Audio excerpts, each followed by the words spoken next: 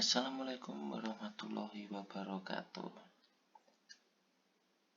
Perkenalkan, nama saya Indrajat Khalifarul Iksan.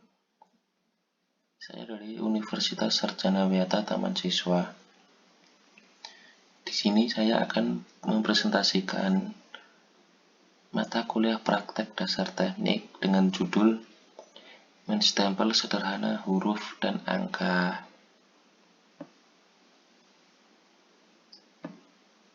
Nah, apa sih itu stempel? Stempel adalah alat yang memiliki permukaan terukir tulisan, gambar, atau keduanya, yang digunakan dengan tinta untuk menghasilkan sebuah cap pada berkas atau dokumen. Hasil cap stempel dapat digunakan untuk pengesahan berkas berupa surat resmi, pengesahan ijazah, nota, tanda terima kasih, atau pengesahan pelunasan transaksi.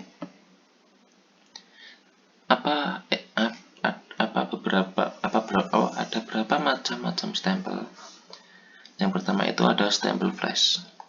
Stempel flash ini adalah stempel otomatis, di mana stempel ini tidak membutuhkan bantalan tinta. Karena pada stempel flash sudah tersedia tempat khusus untuk menyimpan tinta. Karena pada stempel jenis ini juga khusus, yaitu karet flash yang dapat menyerap dan menyimpan tinta dalam waktu yang lebih lama. Yang kedua ada stempel agenda. Stempel agenda adalah cap yang berbentuk segi empat dan digunakan pada surat masuk yang telah dicatat pada buku agenda dan datanya diisi sesuai dengan data yang diperoleh dari buku agenda tersebut. Data yang diisi seperti nomor surat, tanggal surat diterima, tanggal surat diteruskan, dan terakhir tanda tangan. Stempel agenda memang diperlukan bagi perusahaan, apalagi yang memiliki banyak surat masuk. Yang ketiga yaitu stempel kayu atau runaflex.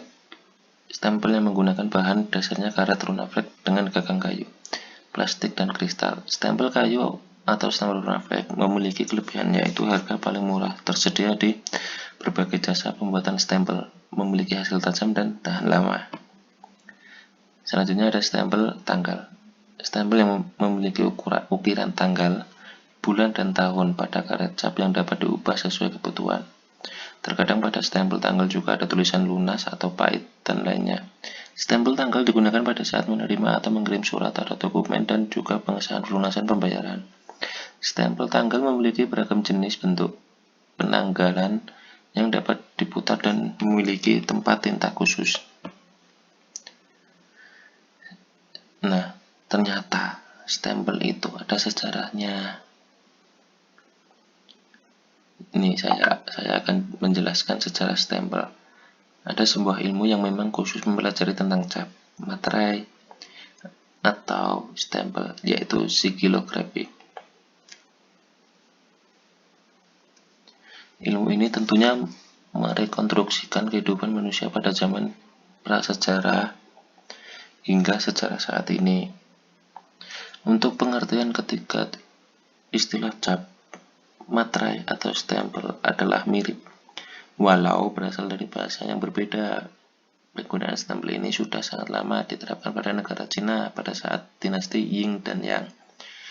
Penerapannya sendiri dengan cara dibukui pada sebuah dokumen penting yang hanya bisa dibuka oleh orang yang tertentu.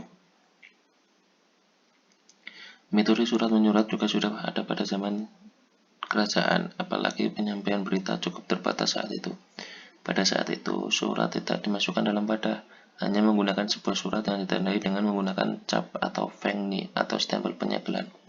Hingga saat ini penggunaannya mulai menjadi penting secara menyeluruh, yang mana digunakan untuk hampir semua perusahaan hingga lembaga resmi. Nah, proses pembuatan stempel itu ada beberapa hal yang harus diperhatikan. Yang pertama adalah pada permukaannya, stempel harus diukir terbalik. Hal ini bertujuan untuk menghasilkan cap yang sesuai dengan gambar atau tulisan yang diinginkan. Poin pertama ini biasanya diterapkan pada tulisan maupun gambar yang tidak terlihat simetris. Yang kedua adalah jika tulisan dan gambar dianggap simetris, maka tidak menjadi persoalan untuk mengukir permukaan stempel tidak terbalik. Selain terbuat dari bahan karet, stempel juga biasanya terbuat dari bahan keras, contohnya yaitu dari bahan batu, semi permata hingga logam.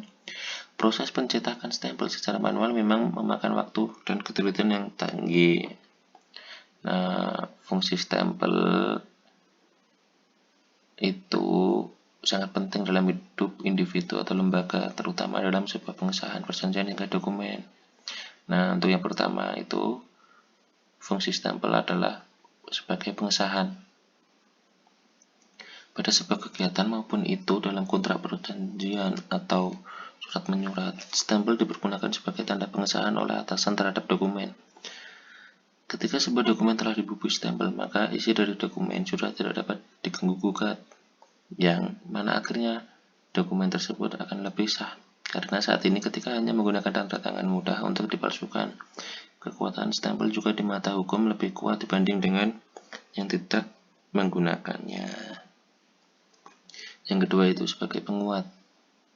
Sebuah perusahaan atau lembaga biasanya melakukan sebuah rapat, yang mana dalam rapat akan menghasilkan sebuah keputusan. Keputusan tadi yang akan diwujudkan dalam sebuah surat keputusan. Kemudian surat tadi akan dibubui tanda tangan dan stempel sebagai bentuk penguat keputusan bersama disetujui oleh pemimpinan. Seperti yang kita ketahui secara mendasar juga, kegunaan sebuah stempel adalah sebagai tanda atau juga bisa dikatakan sebagai bentuk perwakilan seseorang atau lainnya. Nah, yang ketiga sebagai pertanggungjawaban. Tentunya ketika suatu dokumen sudah dibubui tanda tangan dan stempel, hal ini merupakan bentuk tanggung jawab dari pimpinan yang telah mengesahkannya. Apapun konsekuensi, tanggung atas nama pimpinan. Nah, jenis-jenis stempel itu ada 5. Yang pertama itu stempel runafleck, atau yang sering biasa disebut stempel manual. Jenis stempel ini banyak diaplikasikan pada zaman dahulu. Terdapat gagang kayu dengan cap karet lengkap dengan bak tinta stempelnya. Tentunya dari segi harga stempel ini lebih ekonomis sekali. Dari segi bahannya saja sudah tidak praktis. Pembuatannya juga sedikit rumit. Namun pada saat ini pembuatannya sudah mengalami pembaruan, yaitu menggunakan mesin stempel runafleck. Untuk masalah warna, stempel ini hanya bisa menggunakan satu warna saja. Yang kedua yaitu stempel emboss. Stempel emboss, jenis stempel ini cukup unik karena pengaplikasiannya akan menjadi timbul saat dibubui di atas kertas. Uniknya lagi, stempel satu ini tidak memerlukan tinta untuk pengecapannya.